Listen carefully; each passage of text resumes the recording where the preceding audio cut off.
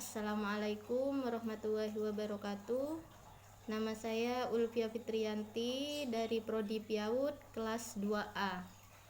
Di sini saya akan menjelaskan kembali tentang pelajaran tafsir Tarbawi, di mana di sini saya untuk pertama kalinya belajar ilmu tafsir Tarbawi ini.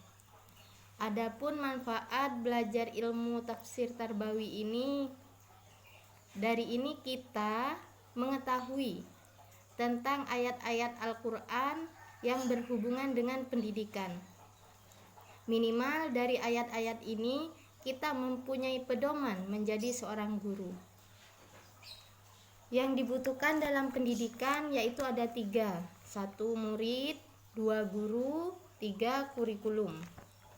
Untuk pertemuan pertama, di sini menjelaskan tentang kewajiban belajar mengajar, di mana dalam tema ini ada 3 surat yang menjelaskan tentang kewajiban belajar mengajar. Yang pertama surat Al-Alaq ayat 1 sampai ayat ke-5. Yang kedua surat At-Taubah ayat ke-122.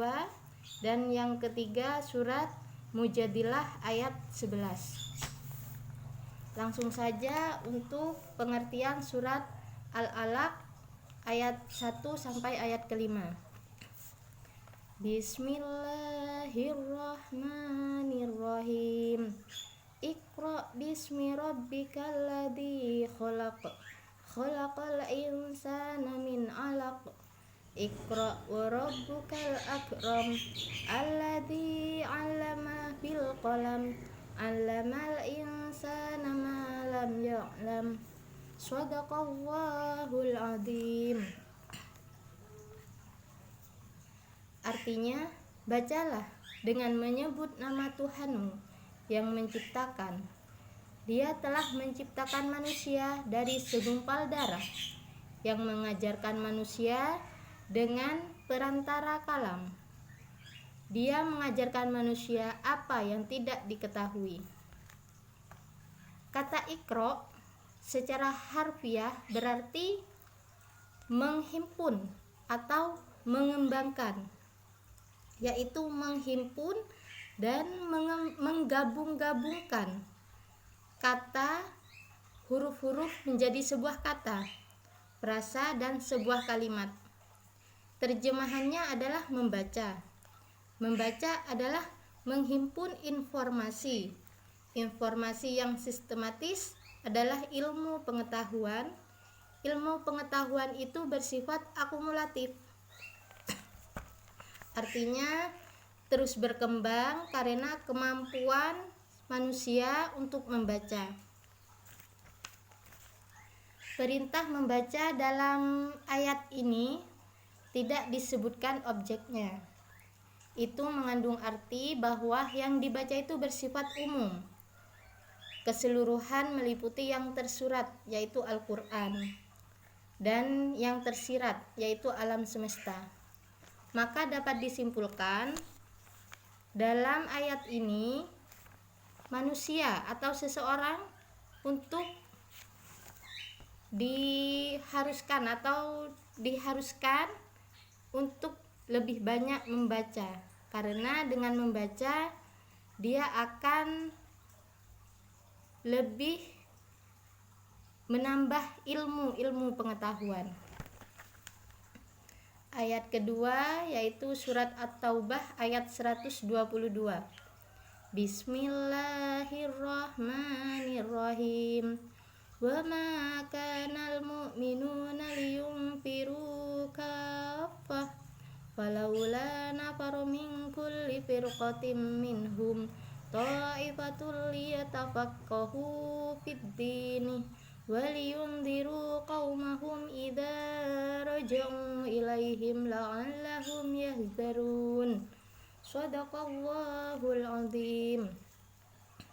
Dari ayat ini menjelaskan kepada kaum muslimin agar tidak semua pergi ke medan perang, yaitu perang fisik, perang antara manusia dengan manusia. atau ke medan jihad. Lebih baik memperdalam ilmu pengetahuan atau terus mencari ilmu agama ataupun ilmu umum. Seseorang yang mati dalam keadaan mencari ilmu itu sama halnya dengan seseorang muslim yang mati saat berperang, yaitu matinya dalam keadaan syahid. Maka dapat disimpulkan manusia itu supaya mereka itu lebih mencari ilmu pengetahuan agar dapat menjaga dirinya. Daripada berperang, lebih baik mencari ilmu, begitu. Dan surat yang ketiga, surat Al-Mujadilah ayat 11. Bismillahirrahmanirrahim. Ya ayyuhalladzina amanu idza qila lakum tafassahu fil majalisi wafsahu yapsihillahu lakum wa idza qila anshuzu fanshuzu yarfa'illahu alladzina amanu minkum walladzina utul ilma darajat wallahu bima ta'maluna khabir. Shadaqallahul azim. Artinya, hai orang-orang yang beriman, apabila dikatakan kepada kalian, berlapang-lapanglah dalam majelis, maka lapakanlah, niscaya Allah akan memberi kelapangan untuk kalian. Dan apabila dikatakan, berdirilah kalian, maka berdirilah, niscaya Allah akan meninggikan orang yang beriman di antara kalian dan orang-orang yang diberi ilmu pengetahuan beberapa derajat, dan Allah Maha mengetahui apa yang kalian kerjakan. Surat ini diturunkan berdasarkan sebuah peristiwa yang terjadi di tengah-tengah majelis pengajaran Nabi Shallallahu Alaihi Wasallam. Hal yang perlu diingat adalah bahwasannya Allah akan meninggikan orang-orang yang beriman di antara kalian dan orang-orang yang memberi ilmu pengetahuan beberapa derajat. Itulah tadi beberapa ayat yang menjadi landasan tentang kewajiban belajar mengajar. Apabila ada kekurangan atau kesalahan, saya mohon maaf. Wassalamualaikum warahmatullahi wabarakatuh.